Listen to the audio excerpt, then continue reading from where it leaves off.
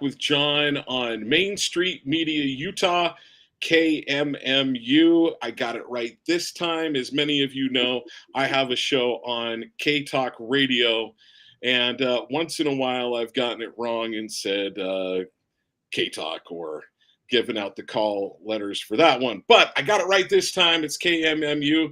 I am Talk with John. I am your host. I look forward to being with you for the next 2 hours. You can see my first guest. I will be introducing her here momentarily. But first, I want to get our show off to a proper start. And that is by, first of all, I want to mention today's date. Today's date is Tuesday, March 12th, 2024. It is roughly 4:04 p.m. live now. We're coming to you live on Twitter, YouTube, Rumble, and our website, kmmu.org. Looking forward to being with you for the remainder of this hour. I'm going to be introducing my guests, but first I want to get my show off to a proper start, and that is by giving out my show prayer. Now, no need to bow your head, close your eyes. It's just the prayer in my heart. It's just kind of a quick little mention, but it's where I like to come from. And then I'm also going to do my show mantra. So I don't live up to this all the time, but it is the prayer in my heart when it comes to this show. I hope my show is a gift back to my forefathers, the founding fathers, and may be an acceptable token to our Father above. That's the show prayer. The show mantra: where there is liberty, there is the Spirit of Christ. Where the Spirit of Christ is, there is liberty. And the greater the Spirit of Christ, the greater liberty will be. Now, that is just kind of my mantra that I've made for the shows that I do. I'm a hypocrite, folks. I do not follow that all the time, but I try to from time to time. I mean, don't ask my older daughter how much I fell on that one, because she'll let you know that Talk with John doesn't get it right very often. In fact, he gets it wrong more than he gets it right in her mind. And she's maybe not that far off. But right now, enough about me. Right now, I have Tina Cannon joining me right now. Now, I have known Tina, I want to say, for somewhere in the neighborhood of about 3 to 4 years. So she's been a guest on the K Talk radio show, but I want to introduce her to those of you who may not already know her. Most of you that have been in the Republican Party are probably aware of her. And Tina Cannon is running for state auditor. I'm going to have her give herself a chance to kind of share with that and her reasons for doing it. But I'm going to go to her website, give her website out. Her website is Tina, Tina, Cannon, the typical spelling of Cannon. And she is a watchdog. Right on her website, right at the very beginning, it says, a watchdog for Utah taxpayers. Other politicians want to spend your money. Tina wants to protect it. She is currently the senior policy advisor for the Office of State Auditor. Tina is a successful accountant, entrepreneur, and small business owner, being an advocate for taxpayers. And she has a habit for being an advocate for taxpayers has been a habit for her. For over 25 years, she has used her management accounting background. She's a CMA with a specialization EA. I'm not sure what that is. In fact, and I'll let her explain that here in a second. In federal, state, local, and employment taxation to represent countless individuals and small business owners across Utah. All right, so that is, and you can see her website right there, big and bold. I want to say thank you to our producer, Dwayne Benson. Thank you so much. So, Tina, woo, I'm out of breath. That was a mouthful, John. That was really good. You got it out. That was a mouthful. I might have to shorten it now that I've listened to someone read it. I'm long-winded. What can I say? I took a lot to get here. But we've now got the important person of the hour, Tina Cannon. Tina, thank you so much for joining us. Now, I'm gonna take just a minute more. All right. Here's what I appreciate, Tina. So I called up Tina. I called her up. I don't know. It was about 2 hours ago. It was before 3 o'clock. I think it was before 3 o'clock. And I said, "Hey, Tina, do you want to join me? I've got some scheduling things that have happened today." And she was like, I don't know. I'm not exactly prepared. And I said, come on, Tina. As you said in your congressional run, I don't was bring a knife, don't bring a stick, bring a cannon. And I'm like, Tina, you're a cannon. I'm sure you can handle it. So, and so far, she's doing great. So, folks, Tina, thank you for joining us. And why are you running for state auditor? Well, thank you very much, John. I appreciate the opportunity. Like we said, it was short notice, but we roll.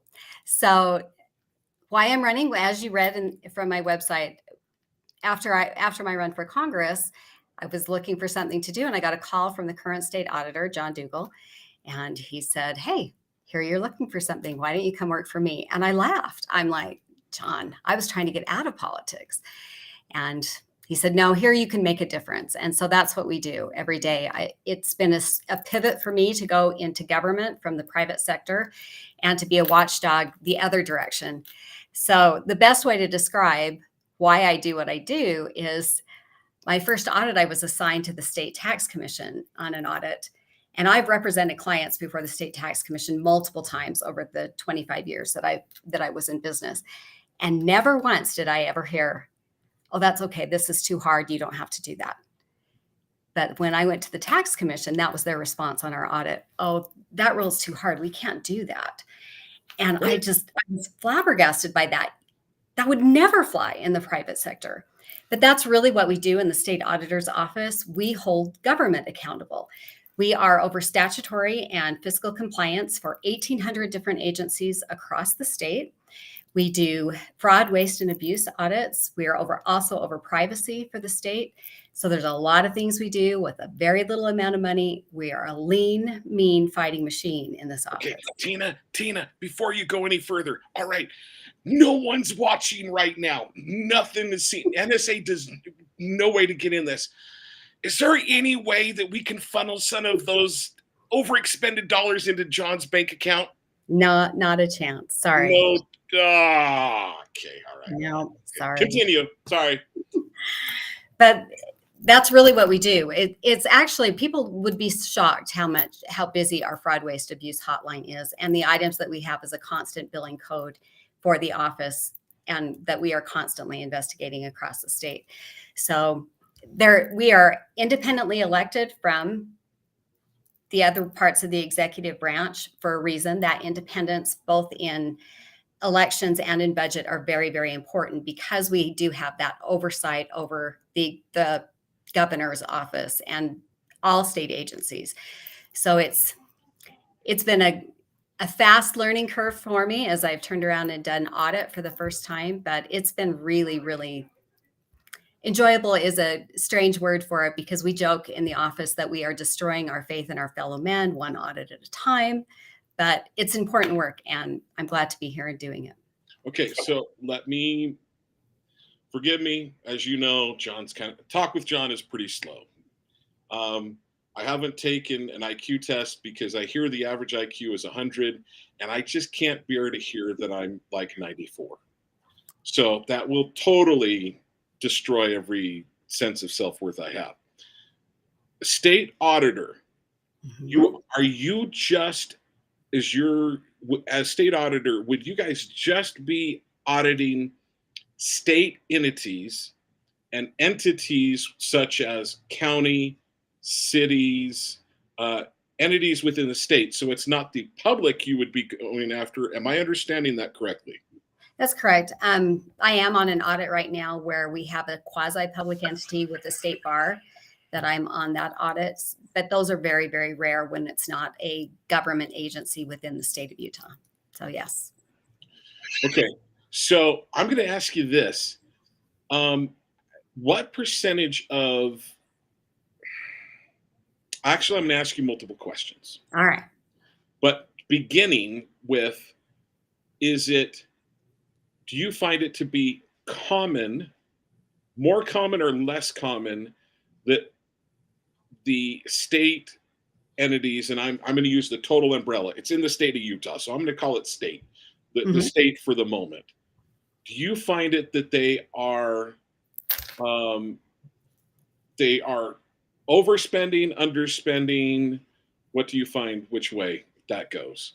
So typically, because there is a balanced budget requirement for all of the entities below the federal government, they always spend right within that window. And it is illegal actually to have a rainy day fund that accumulates beyond a certain amount. So agencies and state agencies are very, very careful about staying within their spending limits. So it's really up to the legislature to decide how much is spent. We just check to make sure they spent it the way they were supposed to spend it, and that they are not misusing or having money funneled off in a different direction. But one of the things that people don't realize with that's also in the purchasing, state agencies are required to follow the RFP process. So they are required to use a competitive process in how a state contract is An awarded. RFP, for those of us that don't know what RFP is, I'm going to assume, a request for Proposal. pickles. Proposal. So this is a request for a proposal for how you're going to perform in providing the state with the service. But it's interesting, John, because if you're familiar with, as most people are, the new MLB contract and the inland port, those were exempted from those requirements. And so we've audited inland port probably 3 times now and come back and said, oh, you're still not following it right. You've got these problems. In favoritism in the way you're awarding contracts or not doing an open process. Those are some of the types. I know I start sounding like Charlie Brown's teacher to most people who aren't accountants. It's wah, wah, wah, wah, wah. Hey, what I'm hearing is things aren't being spent properly. I'm going to tell you, most people are like, record scratching moment. Okay. Sorry, I've been told by my political elected officials, we are pure. In fact, I have a state elected official that I had a chat with just recently that said, I know these men, these are good men. They don't do, basically, they don't do things wrong. So, they're good men, they've got good hearts. Basically, yeah, I'm not going to go any further. But so, yeah, that Yeah. is. Yeah, so that is actually one of the biggest risks in audit, in government control and dual control, is that trust. So if you're familiar, the largest audit that happened in government in the history of the United States actually happened in Reagan's hometown in Illinois. And it was one county employee who was able to embezzle 56 million over 12 years. And it was because everyone kept saying, but we know her, we trust her. And that's what happened. When I was elected in Morgan County on their council, I came on after an embezzlement that took 100% of the general fund in about 18 months. So as an accountant coming on and reading the audit letters and management letters in the audit and having to implement those changes to make sure that you can trust someone all day long, but you trust and verify.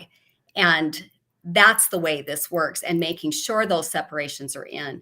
But sometimes that's really hard to do in government, especially in the smaller entities, that they're doing something the way they've always done it. They know each other. Of course, we'd never cheat. That is one of the biggest risks in audit. It is about opportunity. And anytime you're giving someone opportunity and then they have justification, you've got 2 of the 3 situations that are ripe for an embezzlement to happen. And I would assume that there's a number of cases I know this guy, this is the way we've always done it. He's done good work for us. So therefore we're just going to trust him and we're going to go forward. So not necessarily is the either entity necessarily trying to cheat the system. They're just not being fully compliant. Right. So as a state auditor, you're not just, so if I understand kind of what you're saying is, you're not just auditing for dollars and cents spent or not spent or where it was spent, but were you following the proper procedures once it was, or before it was going to be spent, and as it was being spent? Am I understanding that's part of that whole process? So there are several parts of it. So, but just to back up one step, so that trust, just before that embezzlement was found in Morgan County, the county council at the time came to the defense of the person who was guilty. And it was 2 weeks later that the FBI arrested him. So that trust is sometimes what gets in the way of a proper procedure being in place. Is, oh, they would never do that. Of course they wouldn't do it. But you should always verify. You should have a system set up that it doesn't take just honesty. It takes the checking and the verifying. But then to answer your question over what we're looking at, we're not just looking at financial or dual control or making sure that all of the proper procedures and it's getting to the right person and nothing's being funneled off to the side. We're also checking to make sure that you are compliant with state law in what the funds were used for. There are several funds in state government that are several taxes that are levied for specific things. Let's take the tourism tax, since that was a big discussion during the MLB discussion for the stadiums. When they talk about raising that tax and raising it just on visitors. Can I hit the timeout button? Sure. MLB, you've said it twice, and you've said pretty much kind of what it is. I know that there's some people in our audience that don't know what those MLB is other than Major League Baseball. But that's exactly what it is. So when they decided that they were going to impose an additional tax to fund a stadium for Major League Baseball and for hockey as well, there were two stadiums that they were discussing, and they were talking about a TRT tax. That's a specific tax on a specific activity that is supposed to be used for specific purposes, and they're limited in what they can do. So our audits will go back in and say, are you spending it on what you're supposed to be spending it on? This is a voluntary tax. If you're not going to use it for what it's required that you use it for, you need to not impose the tax. So that's the other part. So it's a voluntary tax. Does that mean I can voluntarily choose not to pay it? No, the entity can choose. So that is really a county and a city tax, and they can choose whether or not they impose it. But if they impose it, they are required to follow the rules for the. Okay. So the next thing that I have to ask is, where do you see the biggest mistakes being made? I'm not going to use fraud. Thank you, Dwayne. I'm not going to use fraud. Let's just not use that right at the moment. I'm going to give the benefit of the doubt to everybody, which I really am not. But let's just start with that premise.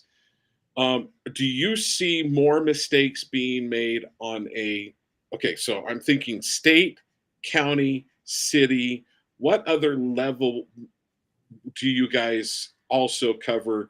Am I missing something along those lines, either being state, county, or city? So if you go into just the ability to raise a tax and to use it incorrectly, you have to go to the state. So because a small mistake ends up being a large mistake. So one of the audits that we did that led to, if you've been on the state auditor's website, so that's utah.gov/auditor, you can go out and find Transparent Utah. And Transparent Utah will show you a bunch of different tools that you can check how money is spent within the state. That's one of the other things we do. You'll also find a property tax heat map. So one of the things that we audited and found is that there's a mistake happening in the law is that property tax will be distributed equitably and fairly in and among the counties. So in order to do that, there has to be a lot of data analytics to make sure that every property is being raised as the market raises. Because property tax, if you don't do that and one property raises and the other doesn't, you have a tax shift that happens from the property that didn't get raised to the property that did. So if your value is going up, but your neighbor's doesn't, you're paying part of the tax that they would owe. So those are usually, and the schools are the biggest part of that impact. So when we had the state school bond from the legislature that was frozen in the rate and people's property taxes were raising, we saw jumps rapidly in the amount of tax that people were paying. But what we were finding is that not every property was being raised at the same time. And if there's a misunderstanding or a misapplication of that rule, you're going to find massive problems and with a very large impact. And they're happening without people really realizing how they fight back or how they can correct it from an individual level. So that's. I don't want it corrected on an individual level when it comes to me. I must admit, what's good for me is good for me. I don't care about my neighbor. No, I'm just kidding. Yeah. All right. So where do you find the biggest mistake? Do you find the mistakes more often on a state level, a county level, or a city level mistakes being made? So that one in particular for the amount is in the state, but there are a lot of entities. Like I said, there are 1,800, and that's Right. just counting the state as one. So we have colleges, high schools, or all the school districts, so and all of the universities and the colleges. So it really depends on. That's a tough question because there are a lot of different things that can happen, but we're an equal opportunity get it wrong kind of state. We allow everyone gets to, some things are on purpose and some things are not on purpose, but we warn people before a rule changes over this is the way it's supposed to be done. This is the new way to implement that rule. Right now, where you're seeing that, and we're seeing a lot of changes in fees across the state. One of the things our office did is there are a lot of taxes, but there are also a lot of fees that are required in order for you to go to college or to go to high school. And if you don't follow the rules and how those fees are used, you can really shift the expense of an activity off onto the general student population instead of the group of students that are actually incurring the cost. So those rules have been changing over the last 2 years over how high schools do that and how they double check on how those fees are done. And we see lots of mistakes in those. And we've done that through the colleges and now the high schools. And we keep working down our way down through all of public education to make sure that those things are corrected. But we see that a lot. So, if you, so with you running for this, why did you choose to run for state auditor? You've told us why you are now working in the state auditor's office. Why are you choosing to run for it? Like I mentioned to Dwayne, it was not my plan, but because of my experience as a local county official who was dealing with an embezzlement and trying to get that corrected. And through that, that's a really tough process to try to get changes like that implemented. And there was a lot of pushback within the county from officials who'd been doing it a certain way for a very long time. And the state auditor had my back through all of that process. So I've experienced it from both sides, both from within the office to know why it's important, but also from an elected official who needed that support and that help in getting something corrected. But very few people really know and understand what happens here and why it's so important. So everybody can tell you what the president tweeted last week. Well, maybe not anymore. Maybe what he truthed last week, but they Right. don't necessarily know what's going on locally. And that's why this office, it's important. And I feel passionately about it being done correctly, about keeping the momentum going. One of the other things that people don't know is under the prior auditor, who was a CPA and very qualified for the position, there were a third of state agencies who were non-compliant in their financial compliance. And so when John Dougal took office and Okay, started, so let me ask you this. To me, boy, that seems terrible. But maybe nationwide, only 5% of those, state offices are compliant. So no, how are we doing in comparison to the rest of the country? you following the rules is actually part of what government is supposed to do. It's not acceptable, it's not appropriate, and that is a very poor stat. So but what you have to have as a state auditor is someone with a backbone. Because what happened is John came in and said, all right, if you want your distribution of your taxes back to you from the state, you will now submit and comply with the rules that we're required to enforce. And you know how many are compliant today? 100%. That's what you have Wow. to do. If you don't follow the rules and you don't have the backbone to say, there will be consequences if you do not follow the rule and enforce those consequences. It's easy to let things slide and let it, and things don't get caught, things don't get done right, and you're just opening yourself up to a whole nother set of problems. When those reports aren't done, it's awfully easy for money to start slipping out the door because there isn't a check and and a recheck and a responsibility to make sure that those controls and those things are in place. Okay, so now I'm going to start diving into. I'm sorry, not everybody's pure as the driven snow, like Talk with John. Uh, Meaning, I'm not pure as the driven snow. I'd like to think I don't commit fraud. I work very hard to stay away from that. But what percentage of the mistakes that you see being made are mistakes versus fraud? What would you say that uh, those are? And do you see patterns? Yeah, there's always a pattern. It's called the fraud triangle, and you can always see a pattern.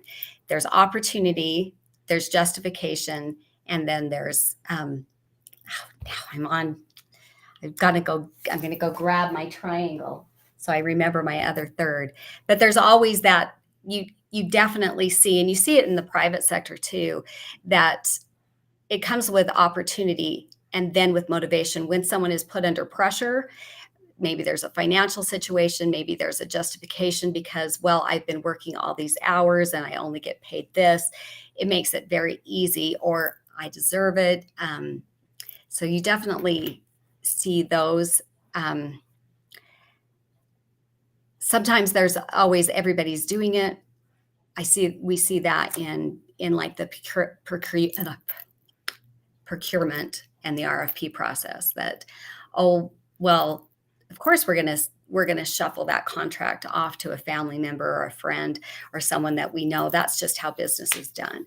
You see that kind of a justification happens quite easily. I think it's kind of like cheating on your taxes is the best way to put it. Sometimes it gets to be. I don't cheat. Let's be clear. I tell my accountant, you be legal because I've got, yeah, I don't want to go back. Because John knows he will be audited Yeah, because I guarantee you, if there's a type of person that's going to be audited, it it's going will to be be you. someone like me. It will be you. Trust me on this one. And yeah, there are things like that that you see, but more often than not, some of the things that we see, there was the audit with in the attorney's office in Cache County that I think people are pretty familiar with. But that's a misunderstanding of the rules and then a justification over, well, of course I can have a private business that's in line with my public job. So if I have a, a law firm that I can push a contract over to that benefits me, and even though I'm choosing who gets that contract, it's easy to justify that. And so you start seeing that justification cycle, and then they get going, and it gets bigger and bigger until it gets reported. But honestly, John, one of the best ways to catch fraud is it's still a whistleblower. And Okay, and so who typically is being that whistleblower? Where is it coming from? Is it coming from internal staff? Is it and who? So one of the patterns is, do you see it being? Are there differences between state, county, and city and school districts? Meaning, is it more often like on the state level, it's the top dog? On, say, like the school district level, it happens to be the secretary or something like that. Do you see, are there people at each one of these tiers in these processes? You go, this is the person that's most likely to do it, and these are the patterns that we see. Is that easy to find?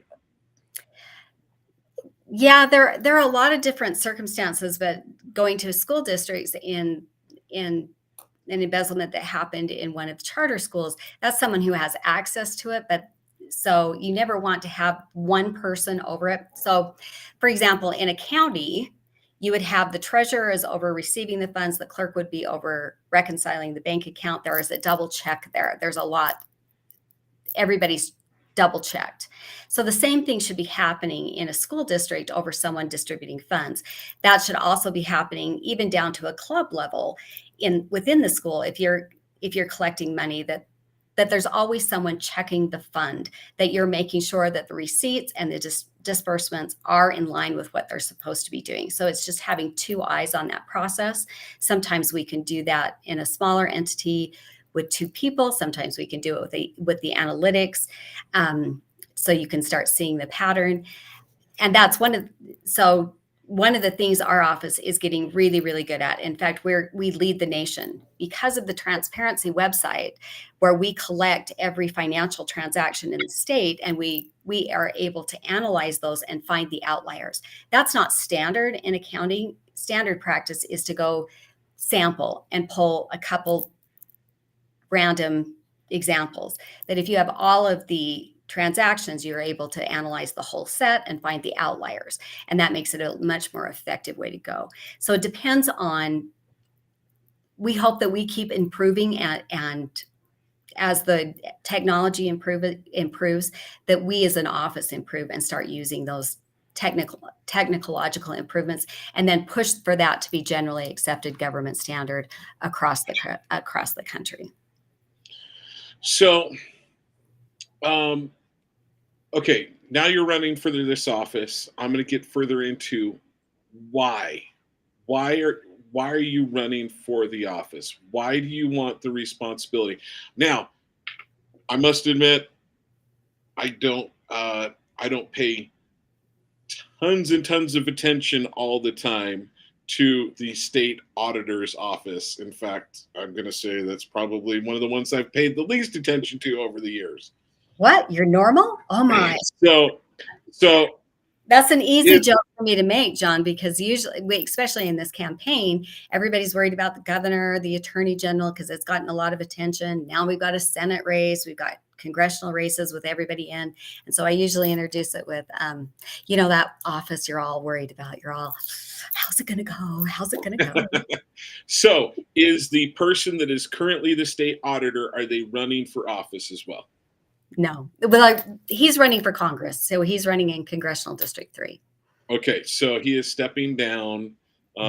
He is stepping down and going to running for a different office, but he is not running for the state auditor.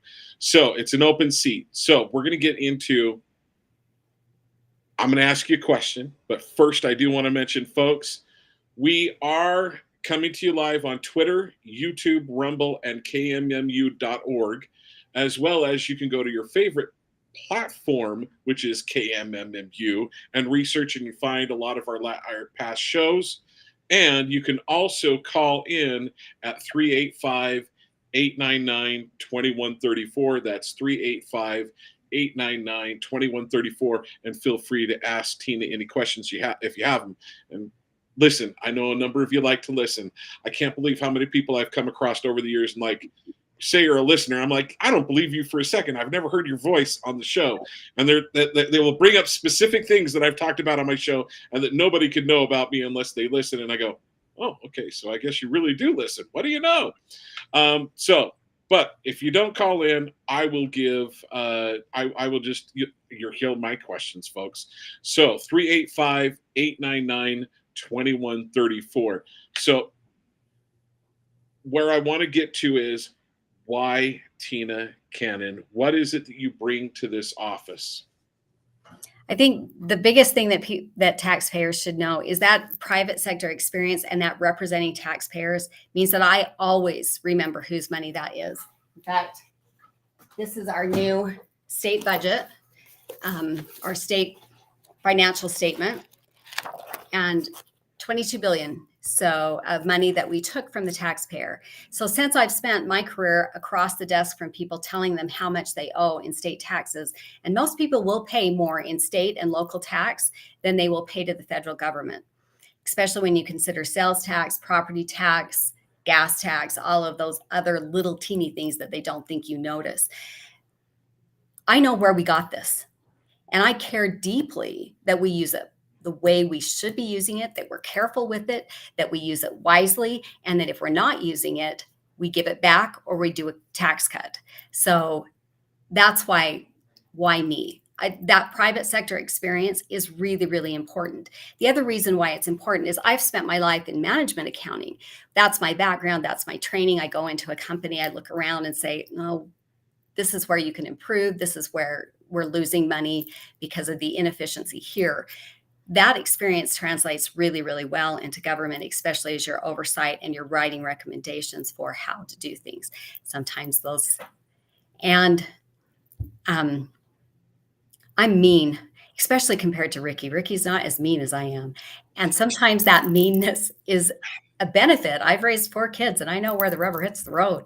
And you stand up, fly right, you get in, you follow the rules, and it should never be okay for a state or local agency not to follow the rules just because they think they're hard. We would never let that fly for a taxpayer. It should never be okay for a state agency or a government. I think it should fly for a taxpayer.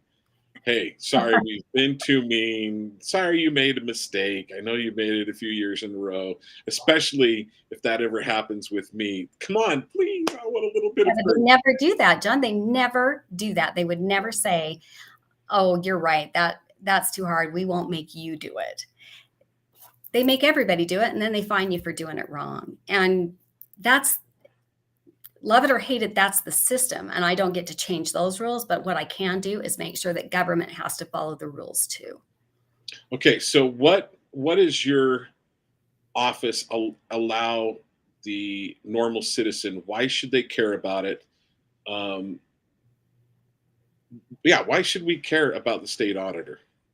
So one of the things that we help taxpayers with is we are the watchdog. We help you hold government accountable, and we do that through our audit alerts that you can find on our website. We publish everything that we do, so you can go back and search by agency or by year to see what we're doing. We need to get a little, that's one of the things I would do a little differently in getting that word out and making sure that more people are aware, so that more people are able to shine a light and hold them accountable. One of the limitations of the state auditor is because we're independent, we cannot go in and fix the problem. We can point out the problem and we can keep pointing out the problem until it gets fixed.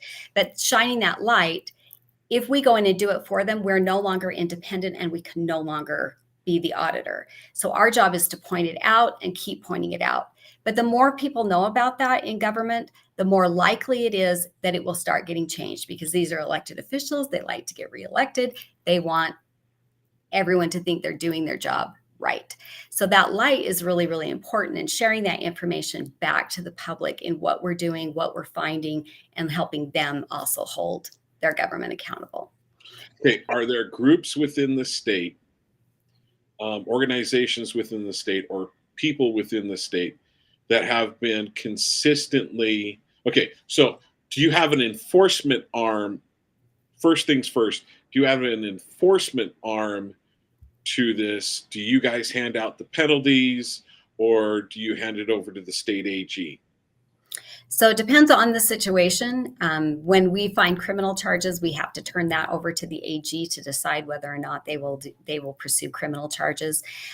So that depends on what that is. As far as in compliance with state code, that's not necessarily a crime or it's more just non-compliance. We don't have an enforcement arm to do that. We only have your voice and our voice, and hopefully together we're able to put that kind of pressure on so those changes start happening. I know that's why we did the property tax tool, so people could go out and start checking on their own. Look, this is what we found. This is the analytics we've done. Find your property. And we're trying to build that out so that it's an individual tool, so you have a way to compare your property to the other properties within your classification, so that you can say, hey, my property got raised by 25% and they only got raised by 10. That's not fair. And here's the data that backs that up. So we feel like with that kind of light shown on it, that then there's more incentive with the tax commission and the local assessors to actually get it right the first time, so that they're not dealing with that in the Board of Equalization and process, which tends, in some agencies, it was over 2,000 complaints this year. It's been a big. You've had agencies where there have been 2,000 complaints in a single agency? Mm-hmm. Okay. In a single county? Mm-hmm. Hold on for just a That minute. property tax issue is a big one. That's a big one. The what issue? The property tax values, that's where those are. Okay. All right, folks. So those of you that are listening and watching, feel free to give us a call we've got our lonely call screener. He's just waiting to interact with you folks. His number is 385-899-2134. That's 385-899-2134. Thank you for joining us and watching us on Twitter, YouTube, Rumble, and KMMU.org. And the great thing about it is, folks, you may not be able to call in, but you can say, hey, folks, especially someone that's a state delegate like me, you can say, hey, state delegates, go to KMMU, go to Twitter, Rumble, their Twitter page, Rumble page, or YouTube page, and listen to the questions that were asked to Tina and her answers for it, and help you make a decision on who you should vote for on this issue. So now, okay, you said there were thousands of issues that were pointed out. So okay, those is that people pointing out their own property tax issues? Okay. Yeah. So, and those complaints can go through the Board of Equalization in a local entity where but the burden of proof is on the taxpayer to show how they're off. If the taxpayer doesn't have the data behind the total set of properties that are being raised, it's really, really hard for them to make that case. So there's a lawsuit that continues in that entity that should not be named, but where this is a continual problem, and it's been over 6 years at this point that they still. So you can't say who this is that's continually messing up. It's not hard to figure it out. They know who they are, and the people who complained about it definitely know. But yeah, there were 2 counties in particular that were the subject of that audit, and the problems continue in both those counties. Okay. When you become state auditor, are you going to be able to just, hey, tweet out, shout out from the rooftop, hey, these guys consistently are messing up? Can you do that? We can. Sometimes that doesn't go over well. So you want to be judicious in how you do it and when you do it. But yeah, it gets a little. But when I think you said. I'm a little mean, so I would probably do it more than the current state auditor but sometimes he has to rein me in a little bit because it frustrates me. Because that's a lot of money, and that's a lot of impact spread out over a lot of people. And until that kind of pressure is felt, well, then get it right. If you don't want to be called out on it, you don't want it to be pointed out continually, get it right. Because the resources are there by state code. If they followed code, they would actually be doing this right. But I put that squarely on the State Tax Commission because they are the enforcement arm there. There needs to be more pressure on the State Tax Commission, the Property Tax Division in particular. This is a data analytics problem, and they said they couldn't do it. And our office did in 2 weeks what they hadn't been able to do in 30 years. It's totally possible to do. They just have to have the will and the skill to do it.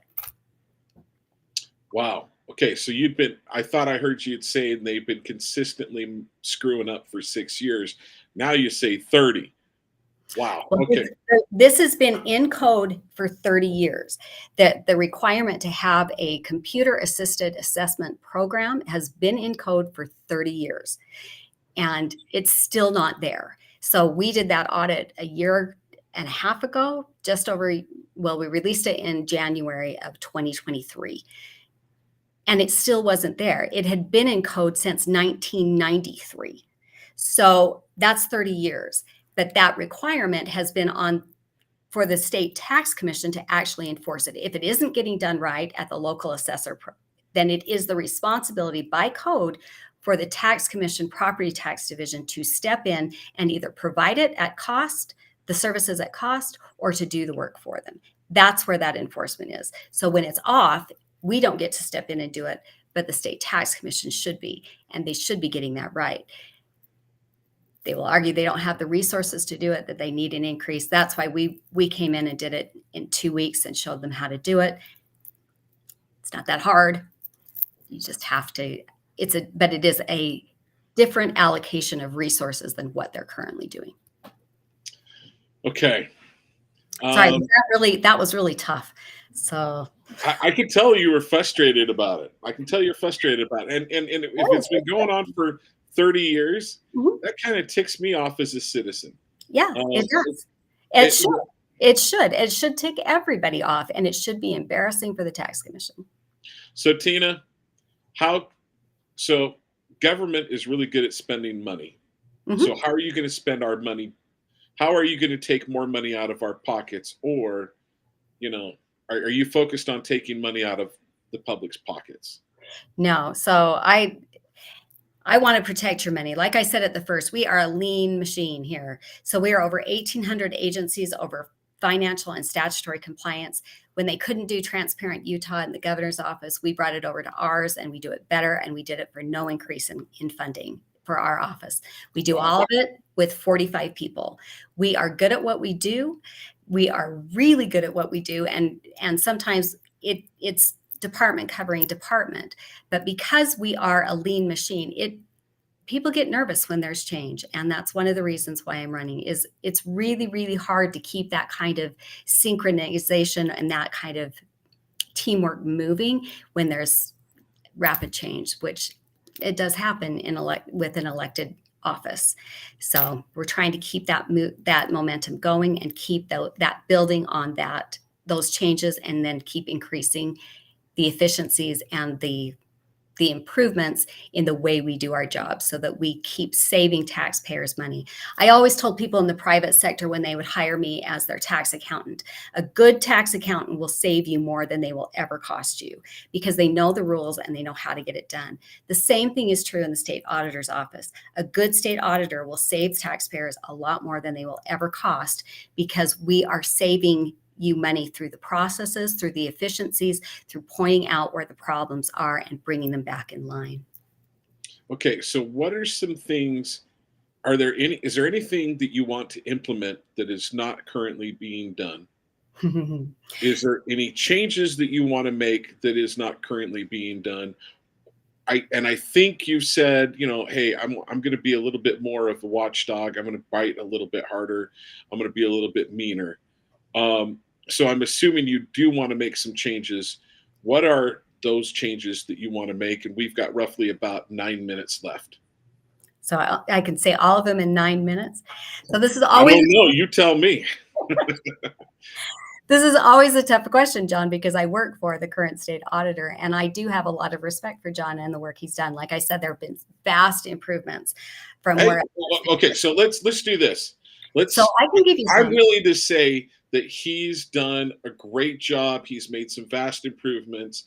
He's going to step on to take care of another part of the government for us.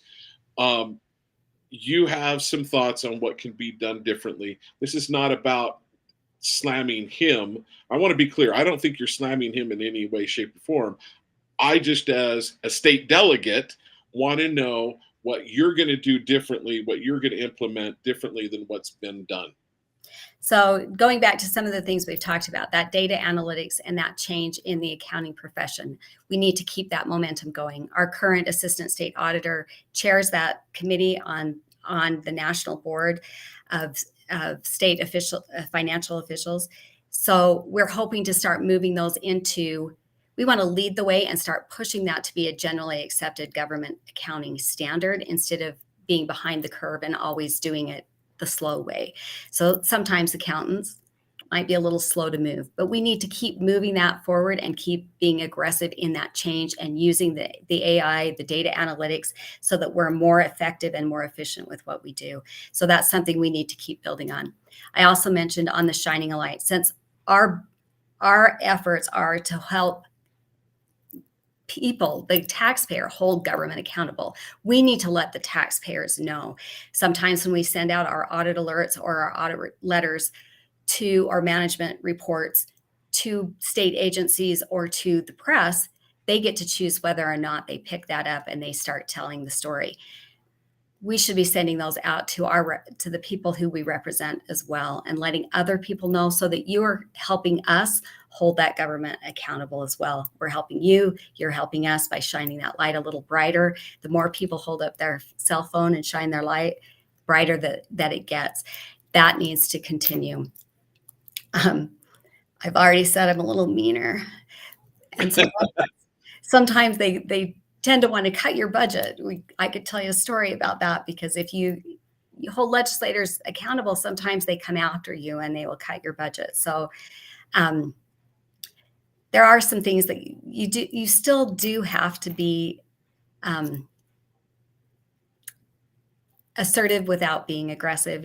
It's a good balance to have in the office, being tough without being adversarial or just being mean. So I want to clarify, I do know the difference, but I'm sorry. So this is one of my problems with government is, um, and even with state legislatures, I'm sorry if they're cutting back on your budget, then that's absolutely ridiculous. They just need to figure in, hey, the state auditor will always get a portion of this, unless the state auditor specifically comes to them and saying, hey, our budget, we've been able to, because of modern advances, we've been able to figure out how we can, whittle down and keep and take some of the expenses down. Great, do it. But the last group necessarily that we need to have is the watchdog that's watching on state legislators. Oh my gosh. yeah, So I'm very upset. It it, annoys me that everybody protects everybody. And if that's what they're doing, is they're saying, you're going after my pet projects, or I'm coming after you, or you're coming after me specifically. Tina, do it. Put it on blast. Send it out on Twitter and whatnot, and we will blast it. So sorry. I appreciate that. I appreciate that because so over the 12 years John's been in office, he's asked for an increase in his budget twice. He doesn't do it lightly. How many years has he been in office? 12. This will And be he's his asked for an increase in his budget twice. twice. And the second time they said no, which was this last season because it was socks and underwear. And then I watched a whole lot of not socks and underwear come out of there the last week. And that's a little frustrating for us because we have good people in our office and we need to be able to keep them. But these are people who are supporting families too.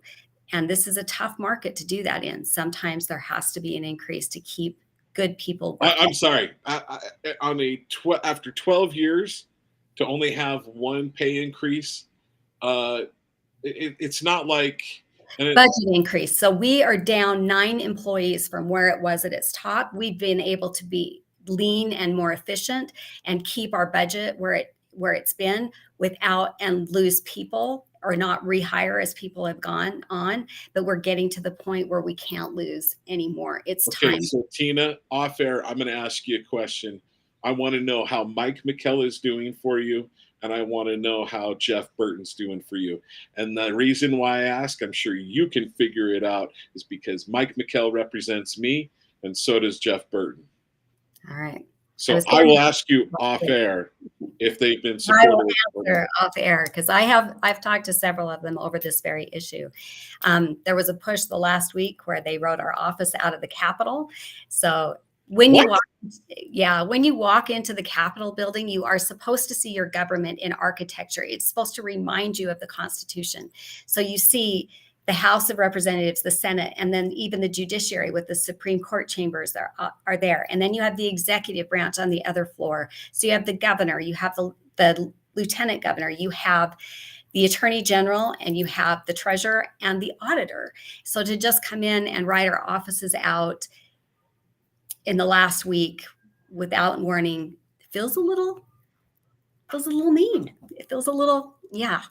So we turned that around. We got it turned around, but that was a really hectic week and trying to get that worked out. But those are the kind of games that get played that people don't know about, and they really should be part of that discussion. So let me tell you, I will do that differently, and I will probably let people know because it's not appropriate.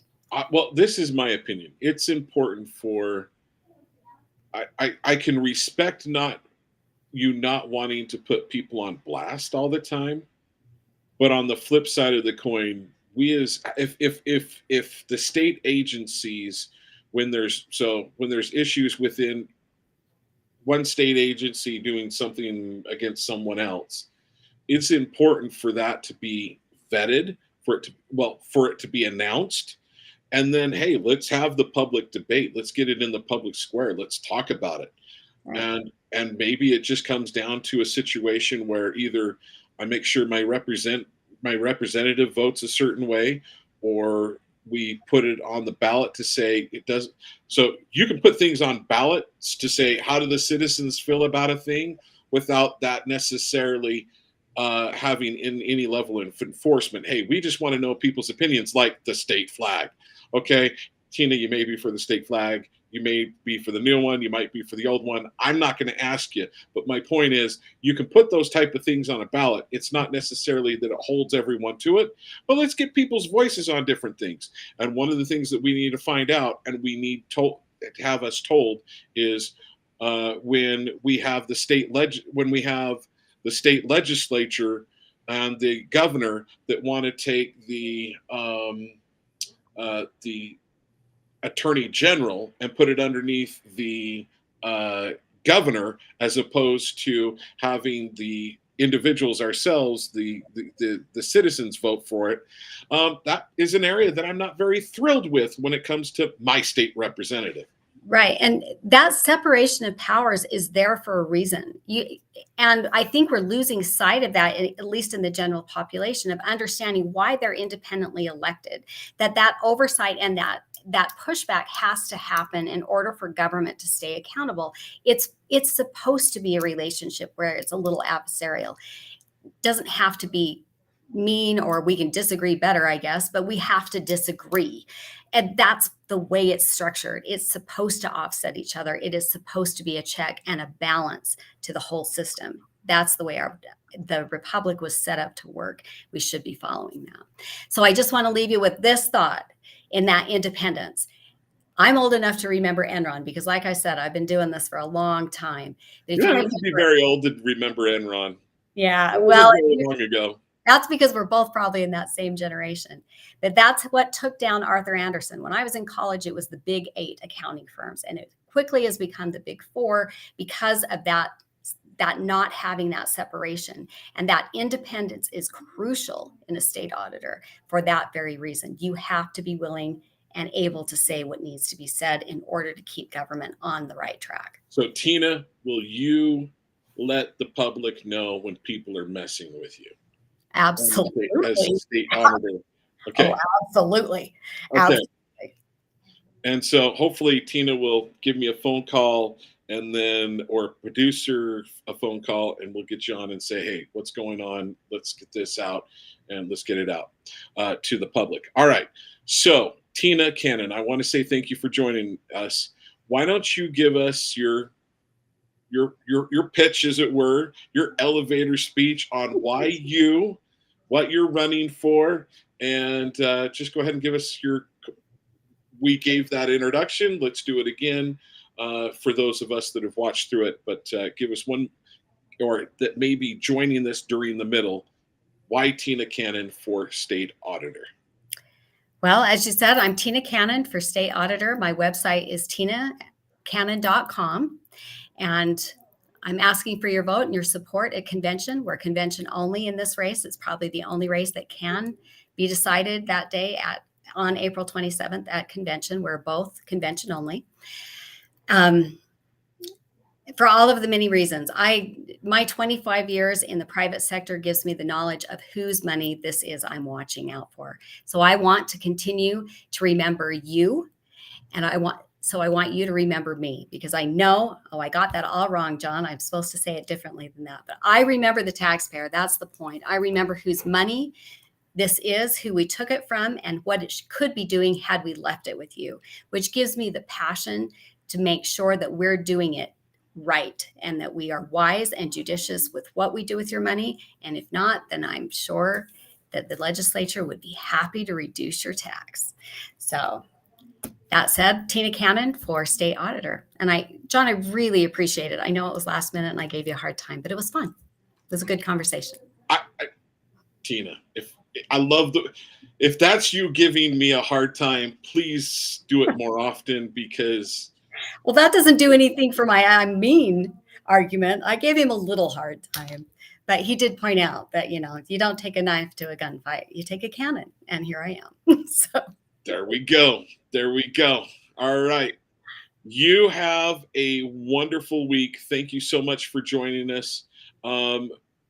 Tina, we really appreciate you. As you saw from our call screener, we're grateful to have you here, grateful to have you join us as Main Street Media Utah.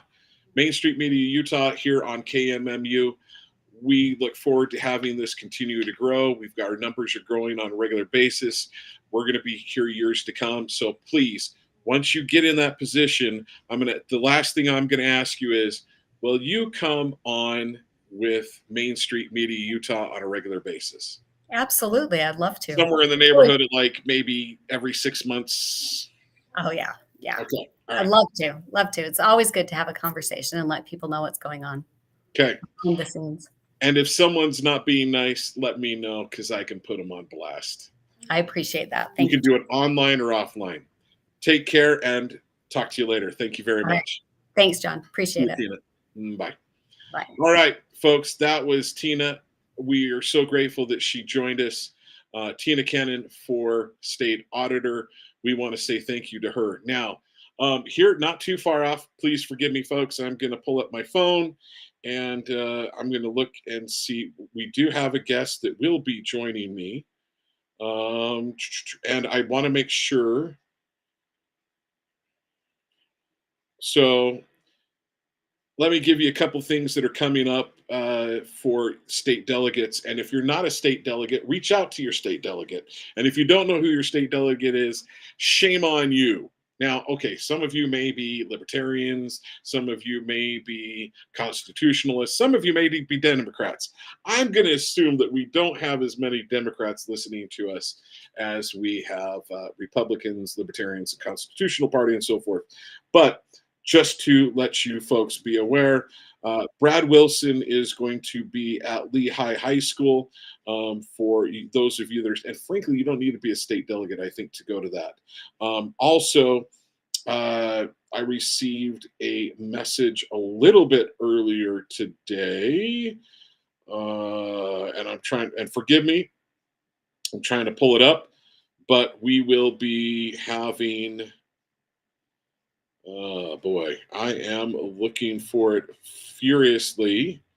But I know that Phil Lyman is going to be going and talking to, let's see, Jordan Wagner is going to be doing a fundraiser and where you can go at Thanksgiving Point on Friday, March 15th. That's for Trent Staggs, and then Phil Lyman I know has something coming up in Utah County, and I am trying to find it, and it is not working out well. Let's see. That's not it. That's not it.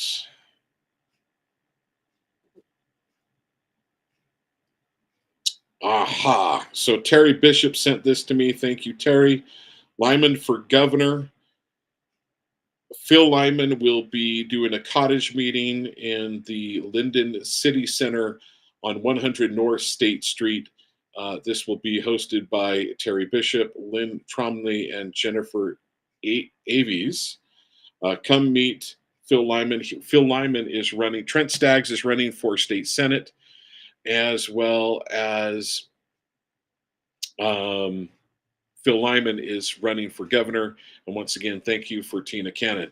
Now, I'm going to be bringing on my good friend and our next guest, bringing him on board, Doug Yeaman. Doug Yeaman is part of KMMU. I don't know if his official title is president, but basically that's what he is.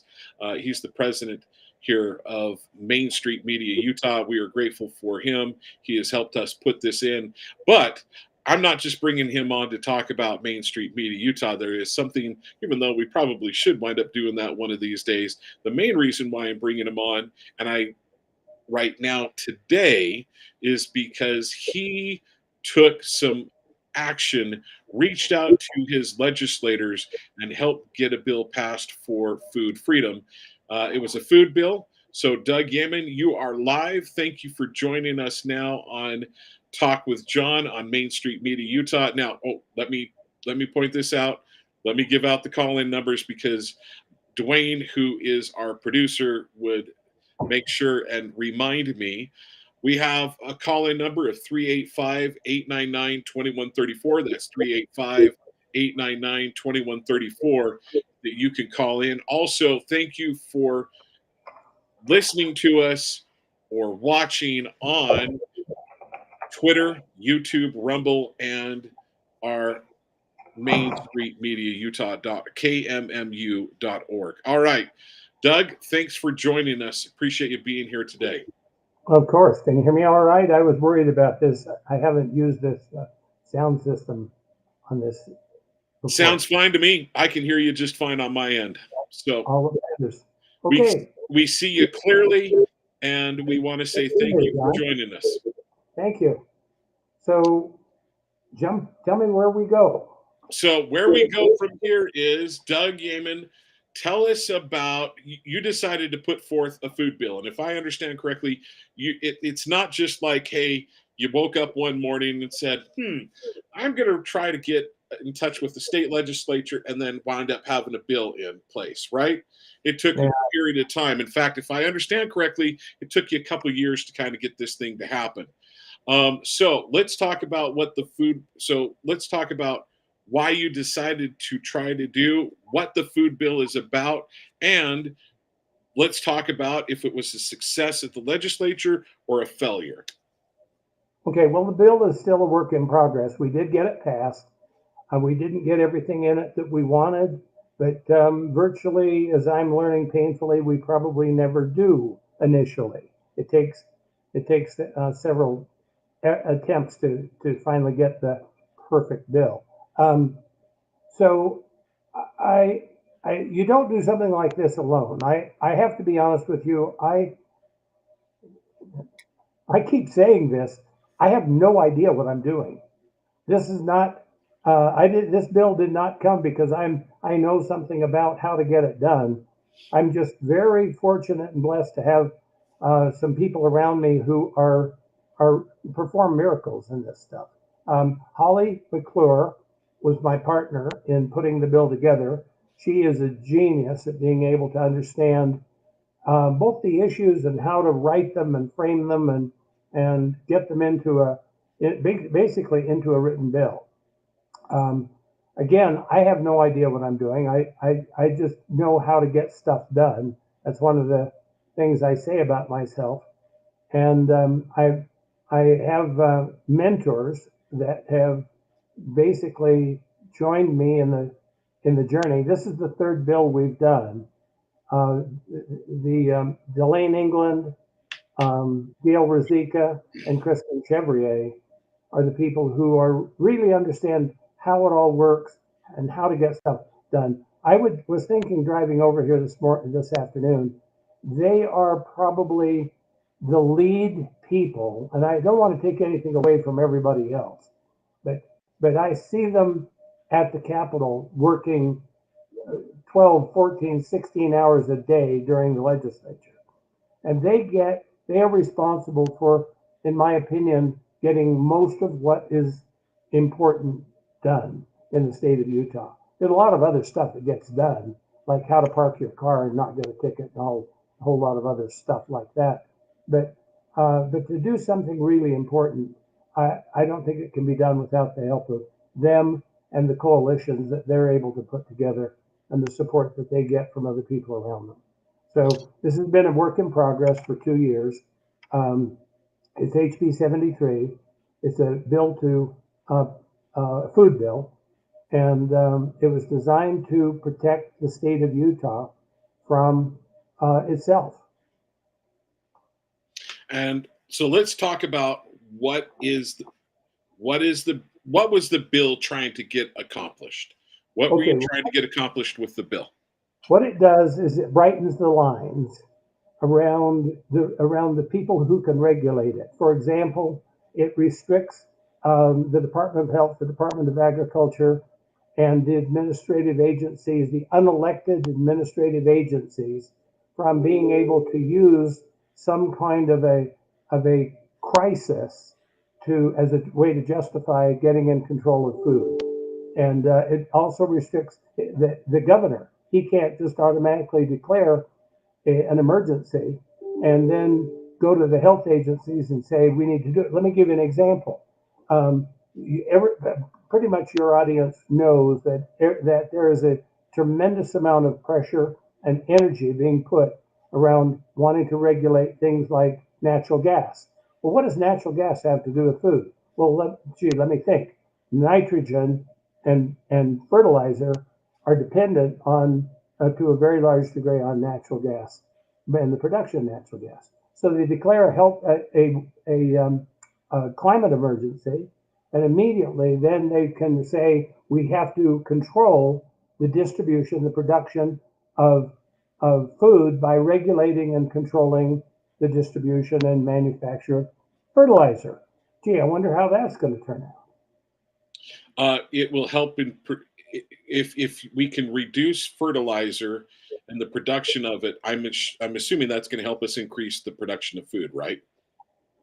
Well, and if they could have their way, they would actually do away probably with all kinds of fertilizer and the production of fertilizer. People often say, well, why can't we just then go back to doing using manure? Well, that would be really, really, really great, except I've talked to farmers and they laugh. It's not enough. You can't get enough to actually produce enough food to service the state. Right. So the bottom line, the bill was designed to protect the state of Utah from outside manufactured, and I want to be careful in saying this because I'm not a conspiracy theorist, but to protect it from manufactured influences from outside the state of Utah. Well, okay, so I don't think you're being a conspiracy theorist. We know that the production and the end part of food is getting further and further and further away from the individual farmer. It's being consolidated by Tyson Foods and such, so forth. Those type of businesses. It's being condensed more and more and more into a smaller group.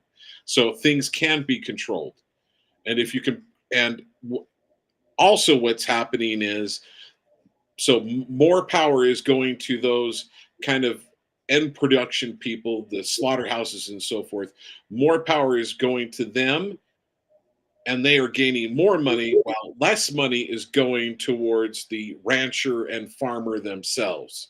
So I don't think you're being I don't think you're being conspiracy theorist at all, let alone we've got a record number of these production facilities that are catching on fire and so forth throughout the nation. So I don't think there's conspiracy theory. I think anything we can do to keep production closer to our house and get that regulation out of our way, I'm all for it. Well, for two things. One, you can't have a conversation about food and not talk about climate change because climate change and the whole climate change agenda seems to be the mechanisms that are being used to circumvent and control and subscribe the production, manufacture, and distribution of food. You can talk about why they are doing it, and I'm happy to have that conversation. But it clearly is part of an agenda. That when somebody asks me they ask me, well, why do we need to have a food bill? What's wrong? You have to remember what happened during COVID. I'll tell you a story in a second. You have to remember what happened during COVID. That suddenly, out of the clear blue sky, our governor declares a crisis, an emergency, and passes the authority to the Department of Health to regulate, control, and manage this emergency. And the only way that it can be interrupted or influenced by us, you and me, is by the legislature calling a special session to take back the power. So the problem is that these unelected officials, unelected administrative groups, have authority when they're given the authority by the governor. That's the agenda for the bill. I said, let me tell you a story. So my daughter graduated from high school. Her mother lived there, and they graduated from high school in Lahaina in Hawaii. So she was very, very, very connected to the people, the population there that she'd grown up with or grown around and had personal relationships with them. It's a fishing, diving, swimming, surfing community. And so what they did when the fire came is they immediately took all of the people and put them together into a group, and they put roadblocks so that the people could not move around, and they restricted. And then FEMA came in and said, "We're going to control the distribution of food and water." About 5 to 7 days into it, people couldn't get insulin and they couldn't get water and they couldn't get it from FEMA. Now, I'm telling you something that I've had firsthand conversations with the people who did it. There, there are many people both on the left and the right have brought this up. This is not the mainstream media may have not talked about this, but there are plenty of people on the left, on the right that have talked about this. In fact, there's even plenty of video of people literally driving their own boats in to try to help Well, that people. was what I was going to say. Yeah. The surfer community, the surfer fishing community, put all their boats together, went up. I guess it's north on the island. I don't know. I've never been there, but they went up on the island to where Costco was. They bought they bought water, food, and they got insulin, and they smuggled it, literally smuggled it past FEMA to get it in. So in a crisis that ought to be fairly straightforward, they the people couldn't even get insulin and food and water, and it took people like them to actually go in and solve the problem. So we can't say there's no chance of it happening. But if we have an earthquake here in Utah and we have FEMA come in, I could imagine all kinds of horror stories. They may want to give it to their preferred people first. Okay, so how does your bill work? How does it keep and help us to not make sure that we have quite the tragedy that they were starting to have in Hawaii? How does your food bill work? Okay, basically brightens the lines. That's the term that we use. It brightens the lines around the agencies that can regulate it. It does not deprive them of the ability to do what they're doing. They can still manage quality of food and all of the things that they're already doing. But it says that in an emergency or a crisis, they cannot step in and regulate the distribution, the manufacturing, the production, and the price of food.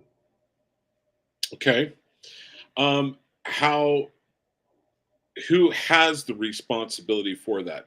Does it just put it in the market? The legislature. The legislature, if it requires some kind of a true emergency regulation enforcement, it should be people that we elect and people we can vote out when they don't handle it correctly.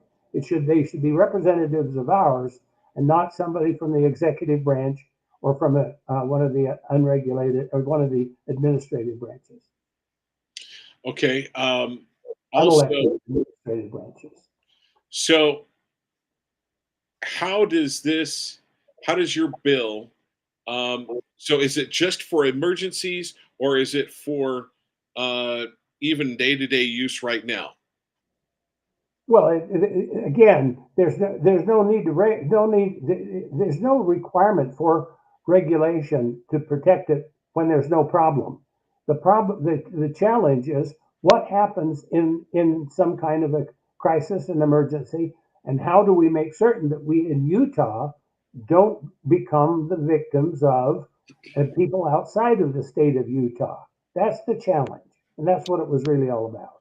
Okay, so it's more for the emergency side, but Doug, I have friends and neighbors here in South Utah County where I live. I've got dairy farmers, I've got cattlemen, I have people raising large gardens, and one of the things that if they are the former state chair for the Republican Party who happens to be a sheep herder. He said, has talked about these type of issues. Hey, the regulation from the FDA and the federal government on us is way too heavy-handed. If we want to just even there's back east, the Mennonite community, the Quakers, they can't sell their milk, there have been people that have their farms have been shut down. They've been thrown in jail because they want to sell their goods and services that they raise locally. They want to sell them locally, and they've been put in jail because of that by the federal government. Well, So, part of that problem we can't solve, because as long as the federal government, people are transacting their food interstate, the federal government can step in and regulate it and control it. The key is what happens intrastate. that's So that's what I'm getting at. Yes. so our bill prevents the outside influences in an emergency from being able to step in and regulate our food. You can then or no, you can buy it directly from the rancher. You can buy it directly from the farmer. We can set up our own distribution lines. We are no longer but regulated by them. The regulation and the risk of regulation is from the Commerce Clause, the interstate transactions, and the Right. government. In fact, that was the argument that we got for the only real argument that we got about the bill was, gee, this is going to affect our ability to sell food outside the state, because you're no longer going to be able to regulate it and control it by the federal government, USDA and FDA. And in a crisis or in an emergency, that's totally correct. They're not going to be able to regulate it and control it, and they're not going to be able to sell it outside the state. Let me think about this for a minute. That might be a good thing for Utah. It would be a very good thing if we have a crisis in the state of Utah. If it's true emergency, true crisis, the food that's raised here probably ought to be taking care of our local citizens first, then going forward and going out. Once we're out of the crisis, we may want to look to do that. Okay, so here's a question for you. With your food bill, could it be advanced over the years to go towards the even non-emergency situations, the intrastate commerce, the local rancher giving away his beef or sheep or whatever, pig farmer, and selling it the local dairyman, the local farmer? Can your food bill expand to helping us here locally be more independent and have more freedom from the federal government, the FDA, and so forth? Well, technically, I will tell you the conversations I've had with the ranchers and the farmers is that technically, if they're not engaged in interstate commerce, we're already protected. We have what we have is we have a Department of Health and the Department of Agriculture whose job it is to enforce federal regulations on us. And that, quite frankly, doesn't require another bill. It requires us taking charge and getting in control of our own Department of Health and Department of Agriculture. So technically, we don't have that problem. We just let them do it. We abdicate that to Correct. them as opposed Correct. to, and that's excellent. Thank you. That's exactly where I was trying to lead us. So, And I will tell you something, to share with you one more thing. So during the COVID crisis, one of the problems they had is getting meat to the market. And the reason they did that was not because the farmers, the ranchers, the growers couldn't get it there. The problem is that when it went to the processors, there weren't enough FDA inspectors to be able to approve it. Now, why did we need an FDA inspector inspecting our food in order for us to be able to deliver it to our local Costco or our local neighborhood market? The answer is because we have allowed the FDA to supersede our own people. We have a regulation already in place that says that if the meat meets that the inspections must meet or exceed the FDA. They can't be less than to sell in order to qualify. So that means we didn't need FDA inspectors. We could have used Utah inspectors. Problem was, there weren't enough. So one of the things that the ranchers have done, and I know this firsthand, is they've worked with the processors to get independent Utah inspectors so that the FDA doesn't have that kind of control in the future.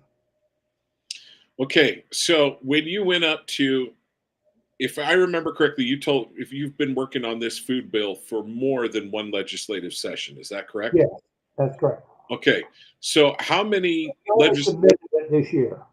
Okay, so you only submitted it this year, but previous years you were working on reaching out to state legislators to say, do you have any interest in taking up this bill, helping us with it, and so on and so forth. Tell me the process that you went through on getting this accomplished, because I think it's not just important about the food, it's important for the local citizen just like you. Hey, I see a problem.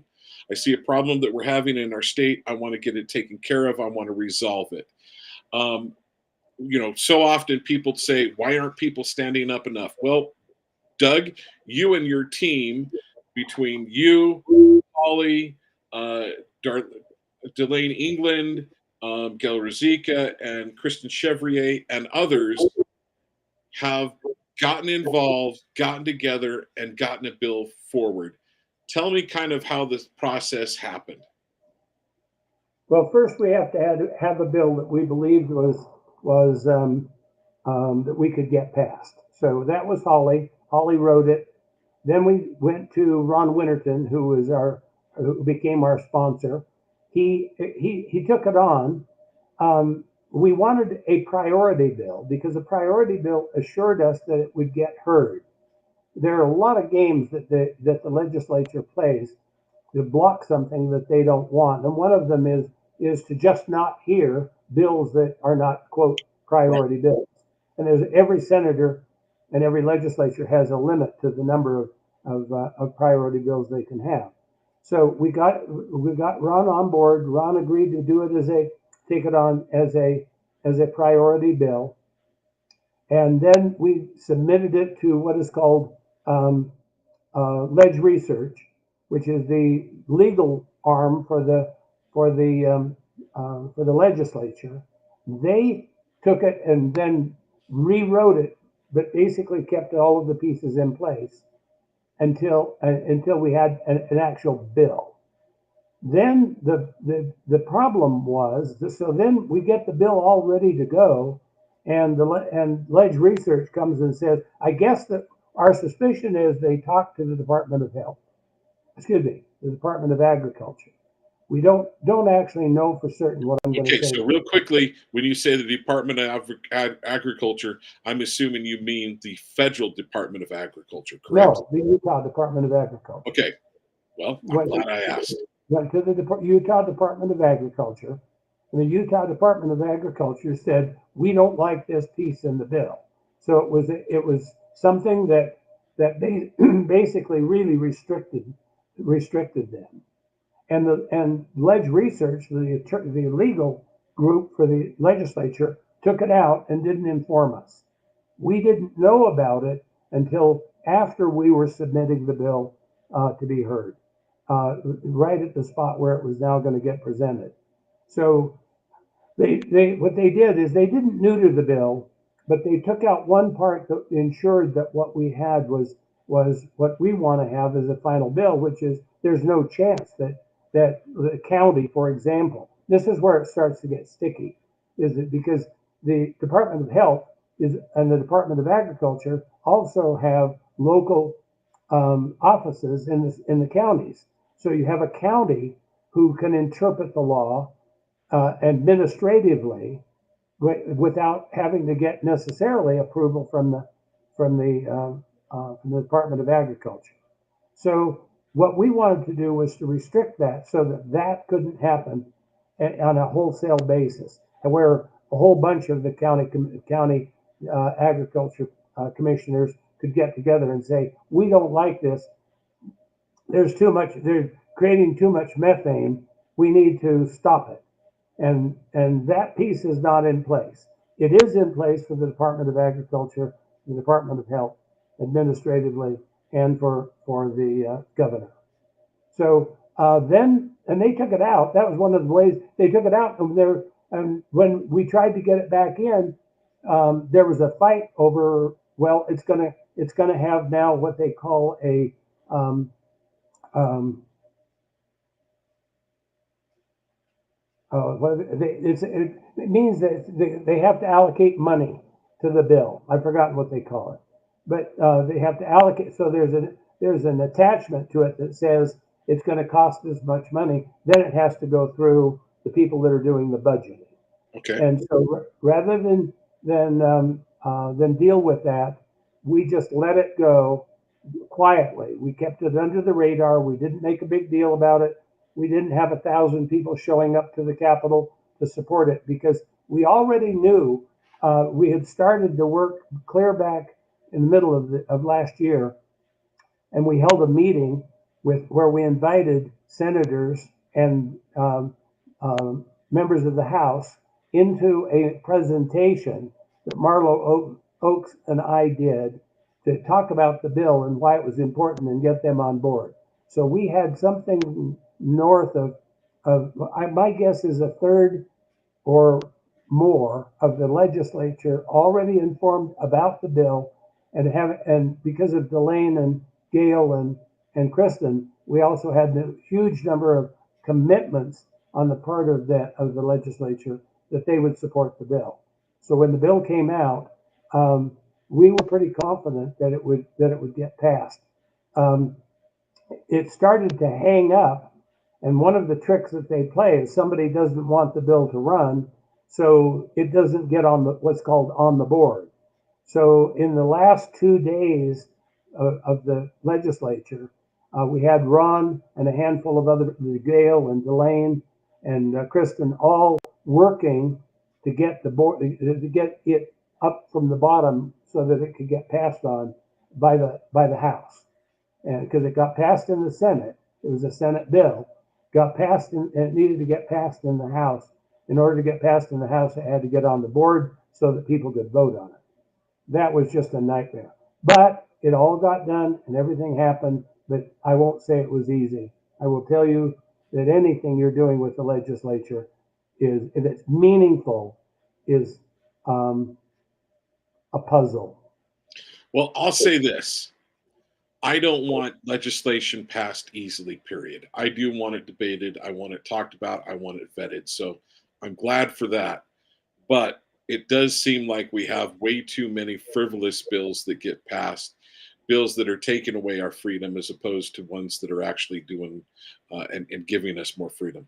Okay, so when you went up to present your bill, I know that you went before, we had the conversation several times over the last, I don't know, month and a half, talking about you possibly coming on. You had to, even before the session, you had to go and talk to a number of representatives. Then you were, if you were possibly going to be asked by a committee to come and talk to you about it. So how did that happen? How did that go about? How many times did you have to go up to the Capitol to try and get this bill taken care of? Well, that's why I give Delane and Gail and Kristen credit. They were there every single day, and they were handling that every single day. It turned out that I didn't need to go because they were there and, excuse me, they were there interacting with the legislature every day. And what they were doing was networking to get the legislators to agree. So to their credit, this is why I say they did the heavy lifting. I mean, I was standing by in case I had to go testify, but we never had to testify. That was one of the things we were hoping we didn't have to do because that makes it more visible. And we were hoping to get Right. this under the radar without a lot of conflict. But we got to remember that part of what is at the core of this whole of our agenda is this business of climate change and ESG, and that has been a huge um, um, conversation going on in the legislature for this season and last season.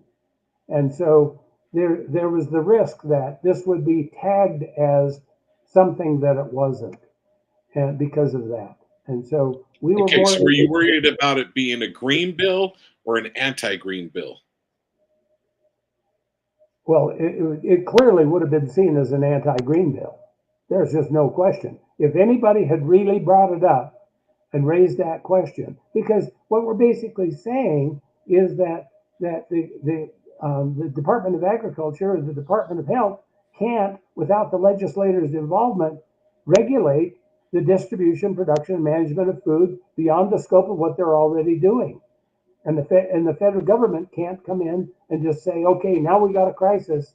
We need to change what it is you're doing, and you now need to fix it. We need less methane. I mean, those conversations are actually happening.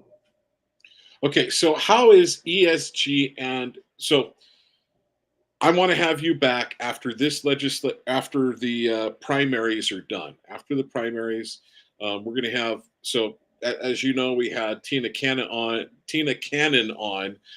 I'm going to have other people running for state offices and local offices between now and the Republican convention, April 27th. But I want to get you back on because you have been doing a lot of work on the environmentalism. In fact, you can even tell us why we had so much water last year, how so much snowfall. I mean, you've really done you've done a lot of research on this. You're a mathematician by training, your schooling, or rather. So I realize that you understand this. So what is going on with the ESG? How is ESG involved in this, and how is the environmental people involving themselves in these bills, and do you see them? How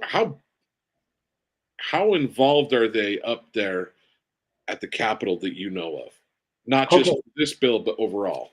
Oh, there is in fact, I don't think I saw a bill that was a climate bill. I've forgotten what it was, and sorry, I didn't even make a note of it. And not a single solitary Democrat voted for it. So there's clearly an agenda. There's no question. And the problem is, and John, you've heard me on this soapbox, but the problem is people are uninformed. They're ill-informed. They don't realize. Let me ask you a question, because this goes to the heart of climate change. So just for fun, what is the number one greenhouse gas? Hydrogen. Hydrogen. That's my answer. Okay. All right. Now let me give you another answer. And I don't mean to put you on the spot. No, go for it. I'm uninformed. It's fun for me. But the number one greenhouse gas is water vapor, clouds. Okay. All right. Okay. So then, what percentage of all of the 100? So what percentage of 100% of the greenhouse gases is water vapor? Don't answer it, because I'm going to put. It's got to be a pretty small percent. I mean, 95% of all of the greenhouse gases are water vapor. So the pressure is on CO2. So okay, so Doug, I'm going to interrupt here. You'd think that CO2, from everything they talk about, is just so way. I mean, in fact, I had this conversation with Chris Harrod this morning. He's like, John, we're all-time planetary historical lows. We may be looking at extinction level event of lack of CO2. So, sorry, continue. Okay. All right. So there's a report out today. So what percentage? What percentage of the greenhouse gas? 5%. What percentage of it is CO2? 2.5. I'm not going to guess. It's how much? 2.5%. 2.5% of the 5% that's remaining is CO2. 2.5. Now answer the question. Wait a minute. Isn't CO2 what helps plants grow? Okay. Now answer the question. What percentage of the CO2 that is 2.5% of 5% is human caused. It's Oh, I'm called going to guess it's anthropogenic. 1 or 2%. I'm going to guess 1 or 2%. What percentage of it is anthropogenic? It's between 2.5 and 3% of 2.5%. I was close that time. I was in the ballpark. I mean, we're talking about, it's like, and I understand the physics of the problem, so I can tell you that that climate change is real, and that things are but the anthropogenic cause of it, or the human cause of it, is absolutely undocumentable. So, okay, so if we're talking, okay, so let me understand this. I'm trying to see if I remember. So 95% of the climate is water vapor, right? Correct. 95% of the greenhouse gas. Greenhouse gas, 95% of the greenhouse gas is water vapor. Correct. 5% of, so only 5% of the greenhouse gas remains for everything else. For all of them: methane, nitrogen, um, um, uh, um, carbon dioxide, So all of them are 5%. CO2. So CO2 that we're talking about makes up of that 5%. You said 2.5 to 3%, correct? So It's I'm two just and gonna a half. It's 3.6%. let's call That's it the 4. actual Let's say number. that it's 4%. Yeah, So 4 to 5%. let's just say it's so let's make it high, 5%. So we're Yeah, probably like of the full percentage of CO that is CO2, we're probably looking at like somewhere in the neighborhood of 0.03% or something like that. Or 0.00125. It is 15 parts per million that humans create in it. Now this gets really insane. So, what is the number one source of CO2? the number They one. will tell you. They will tell you that it's human caused. Okay, I'm taking a wild guess. I'm trying to remember from my years. The number one source of CO2, of carbon monoxide or Carbon carbon dioxide. monoxide, right? Carbon Carbon dioxide, dioxide. I believe, is out in the ocean. Am I right or am I wrong? And if I'm wrong, just tell me what it is. Okay, the number one source of, of, of CO2 is rocks, um, and volcanoes. I'm going to Now, stop answering your questions, Doug. I'm just going to tell you to tell me. 'Cause okay, all right. So I'm coming out like a moron on this, Doug. here's a study that just came out within the last. The Hunga Tonga volcano put 10% more moisture, added 10% more moisture to the air than was there before. It added 10% more moisture. A new study just came out within the last 60 days that says, now listen to this, the carbon dioxide that was emitted from Hunga Tonga volcano, Hunga Tonga Hapai volcano, doubled the amount of carbon dioxide in the air. Wow. So a volcano did it. Volcano. It must have been Mother Earth being angry with all of us humans that caused that to happen. That's Yeah, how it's human caused, right? that's called the Gaia theory. Yeah. And Yeah. no. Well, Okay. I don't know. I don't know. It might be upset with me. Well, yeah, especially if you're trying to go away from climate change and pointing Yeah. these things out. It very Gaia could be really angry with you. Depending on who you listen to. Yeah. Right. So, okay, so how is so you've told us kind of how the climate is affecting this, what you're going after. How who's driving this up at the state of Utah that happens to be one of the reddest states in America? There's not a lot of Democrats. In fact, the Republicans have a clear majority. Frankly, every single bill, if the Republicans all they did was vote straight Republican or Democrat, the Democrats wouldn't have a chance. Why is it such a problem? I think it's because they don't know, because they listen to the news, because they think that the media contains serious information. I think there are a lot of them up there. I've said this repeatedly, and I'm not embarrassed to say it. I think a lot of our legislators are just ill informed. They just don't know, which is why I play this game, which is I would invite you every time you talk to a legislator to ask them what is the number one greenhouse gas. I'm going to start doing that. In fact, I'm going to start. I wish Doug, I wish you would have asked me these questions and given me this ammunition, because I talked with a bunch of state legislators Saturday. There's one that happens to be running for Senate that is doing a great job on the climate. He happens to have a climate caucus. And I was told by one of his representatives how awesome he does. I'd be curious if he knows that. He does now because I told him. I sat at lunch and told him. Okay. And well, I did exactly what I did with you, and he did exactly with me what you did. He didn't know, and then he immediately acknowledged that I don't know, but I want to have a seat at the table. And my response, which I didn't say to him and regret, was, why do you want a seat at the table with a bunch of people who hold all the cards and are cheating?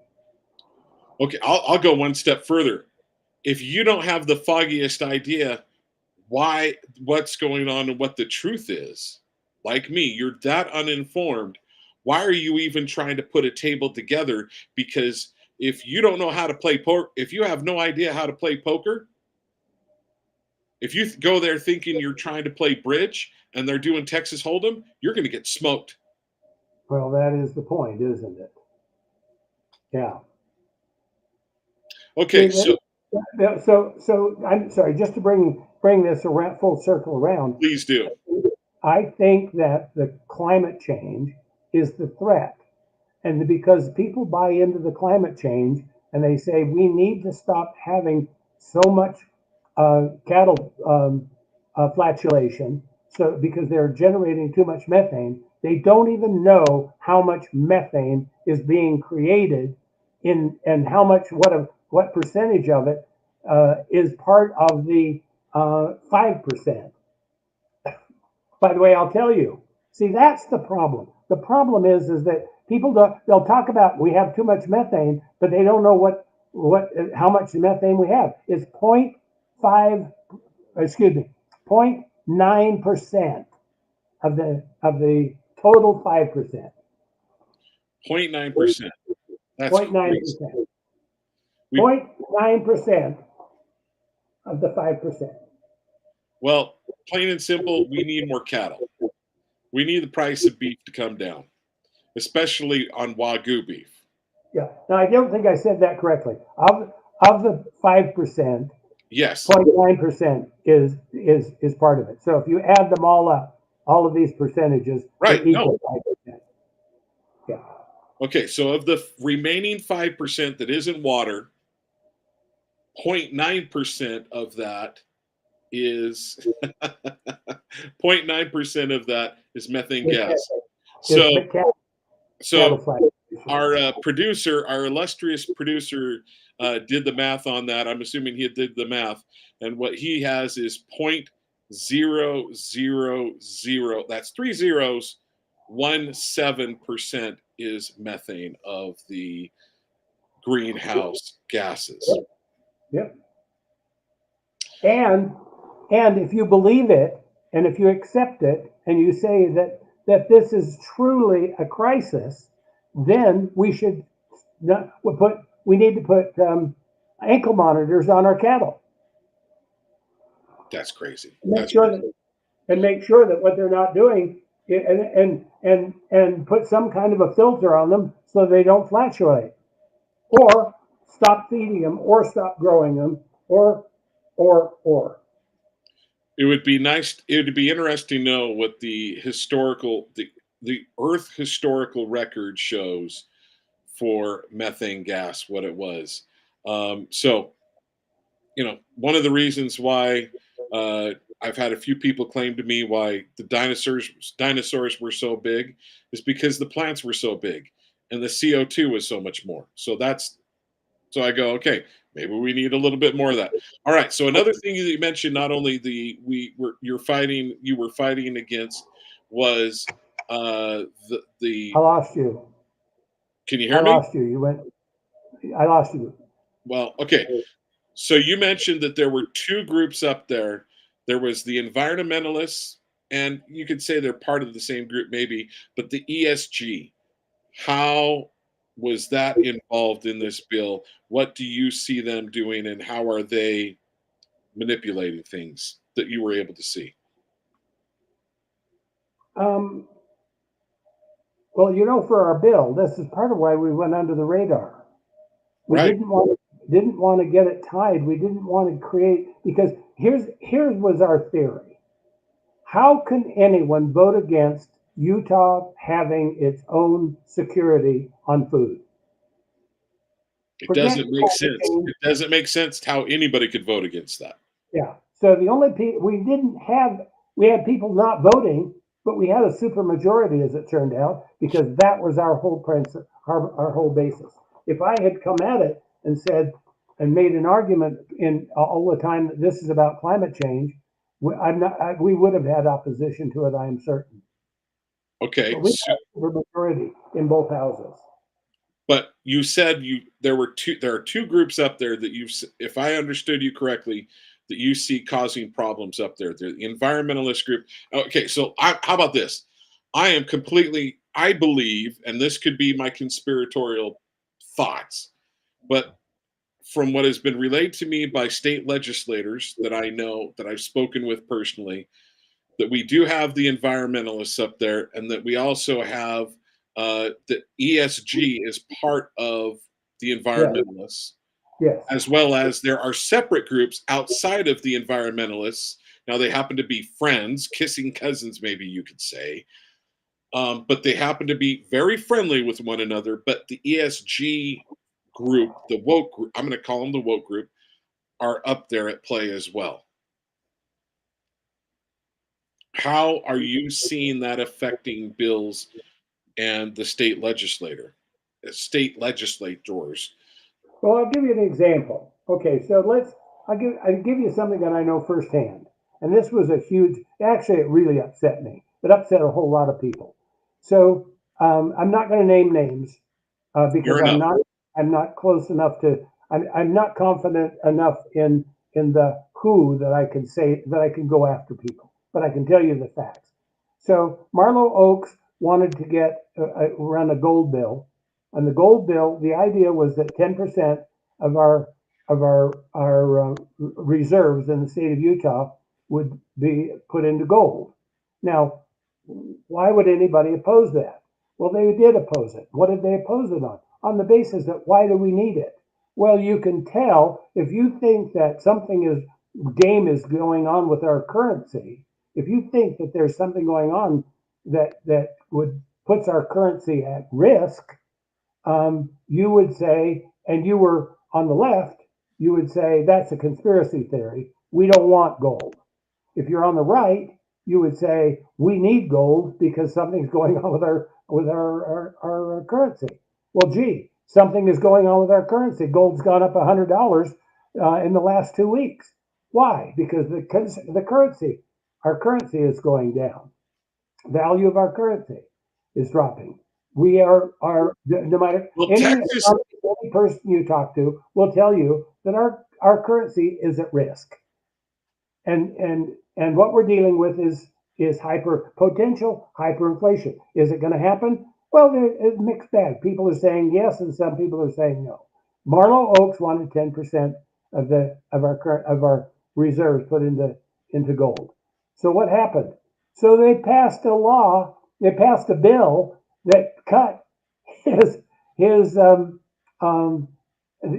amount of money that he had for his staff in half, so that he had to get if it had passed, they would have done away with 50% of his staff, and for some time there was nobody that was confident that that bill was going to get changed.